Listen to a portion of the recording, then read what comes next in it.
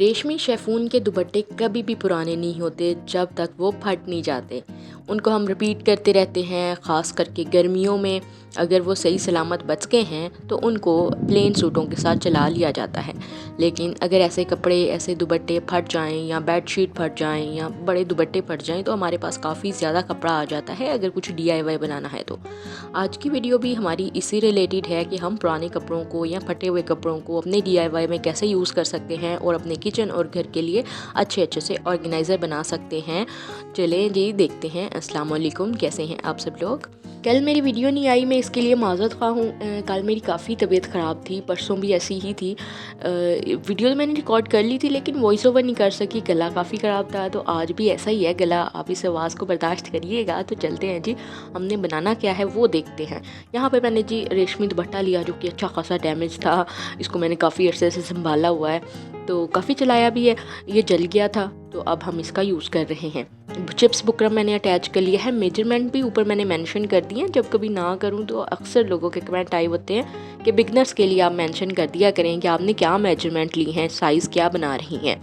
यहाँ पर मैंने इनको चिप्स बुकरम के साथ दुपट्टे को अटैच कर लिया। देन फिर हमने लाइनिंग के लिए एक वॉश एंड वेयर का कपड़ा यूज़ किया जो कि एक पुरानी कमीज़ का ही था। उसको मैंने अपने मेन फैब्रिक के ऊपर रखा उल्टा करके, फिर चारों तरफ से सिलाई कर 3-4 इंच छोड़ दिया, उससे हमने इसको सीधा कर लेना है।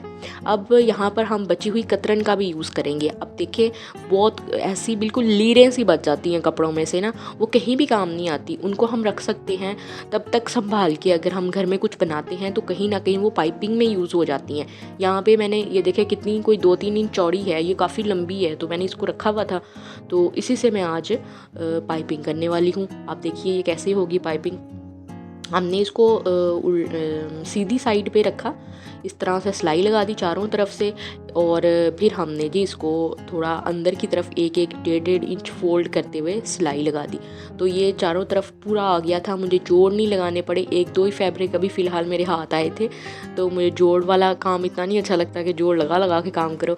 तो ये था कि मेरे पास सीधा फैब्रिक आ गया था, उसको इस्त्री किया, लगाया, और यहाँ पर हमने जी कोने के ऊपर, कोने को रख के ना कुछ इस तरह से 2-3 इंच का निशान लगा के यहाँ सिलाई कर देनी है। कोई ज़रूरत नहीं है काटने की, या जो बिगनर्स हैं जिनको बिल्कुल भी सिलाई नहीं आती, इतनी उनकी कटाई नहीं अच्छी है, वो भी आराम से इस प्यारे से ऑर्गेनाइज़र को बना सकते हैं। ये देखें, 4 सिलाइयाँ लगा दी चारों कोनों के ऊपर सेम मेजरमेंट के साथ।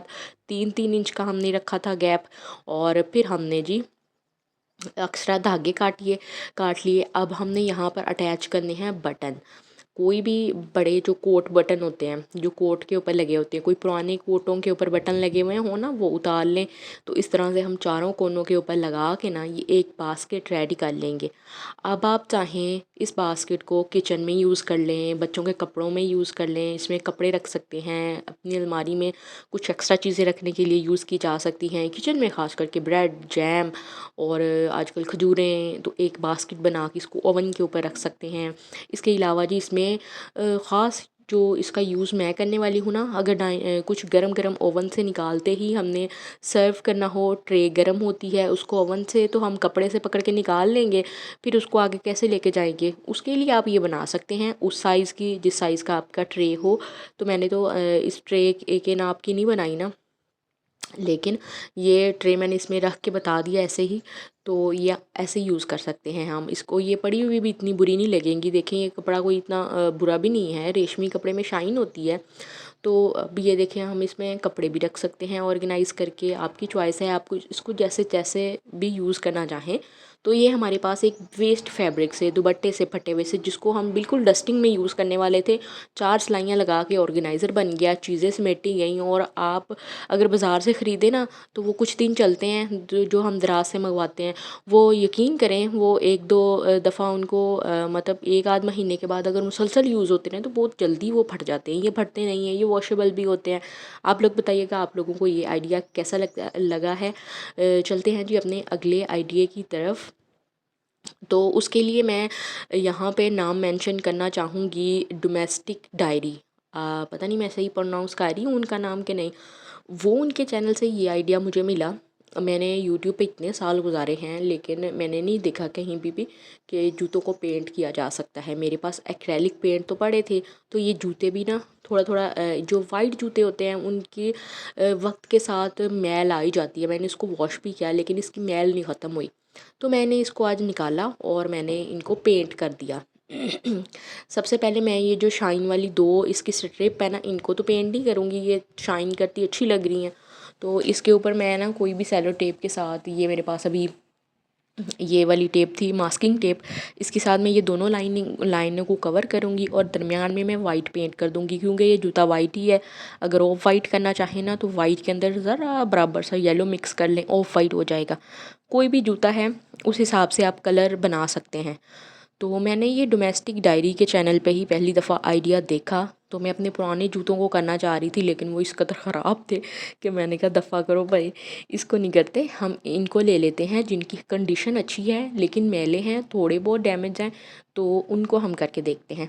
आप बिलीव करें ये बिल्कुल नए लग रहे थे, कहीं से नहीं लग रहे थे कि ये हमने खुद पेंट किया हुआ है। हाँ, हल्का फुल्का ब्रश के जो लाइनें ऐसी आ जाती है ना पेंट की, उसको हम लास्ट में ना गीला जब ये सूखने वाला हो तो हल्का सा कपड़ा गीला करके ना बिल्कुल हल्का मामूली सा ऊपर फेर सकते हैं। उससे होगा ये कि लाइनें ख़त्म हो जाएंगी और प्लेन प्लेन सा हो जाएगा।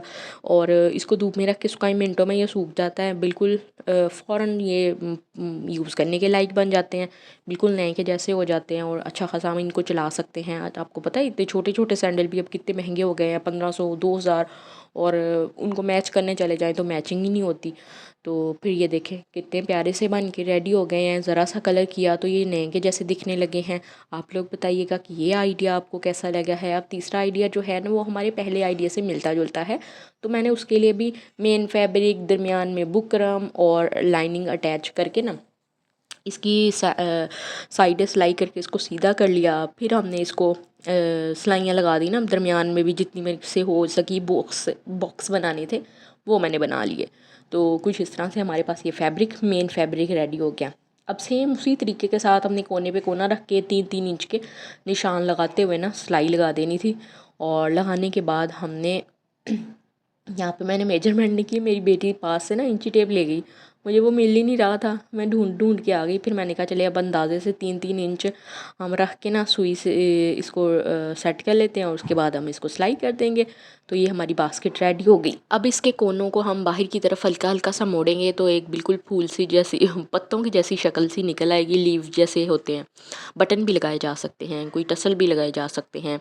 तो वैसे ओवर ना करें, हमने इसको ये मैं आपको अभी किचन में ये यूज़ करके बताती हूँ कि हम इसमें खजूरें रख सकते हैं, ब्रेड रख सकते हैं, जैम रख सकते हैं।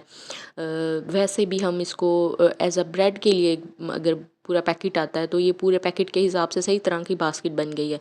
तो इस तरह से यूज़ किया जा सकता है इसको। वो मैंने जैसे पहले बताया कि कोई गर्म ट्रे रखने के लिए, सर्व करने के लिए भी यूज़ किया जा सकता है।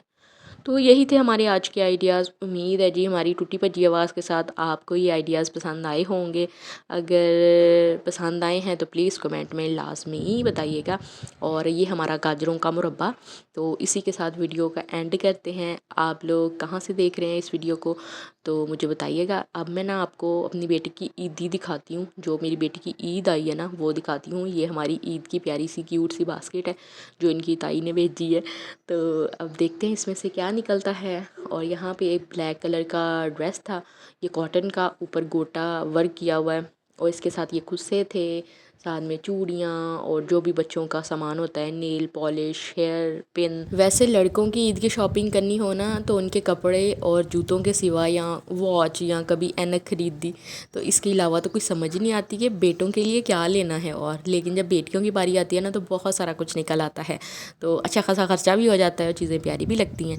तो यही थी हमारी आज की वीडियो, उम्मीद है जी अच्छी लगी होगी। अगर आप लोगों को वीडियो अच्छी लगी है तो प्लीज़ लाइक करना ना भूलिएगा। अगर चैनल पर नए हैं तो सब्सक्राइब कर दें। Thanks for watching. अपना ढेर सारा ख्याल रखिए, दुआ में याद रखिए। अल्लाह हाफिज़।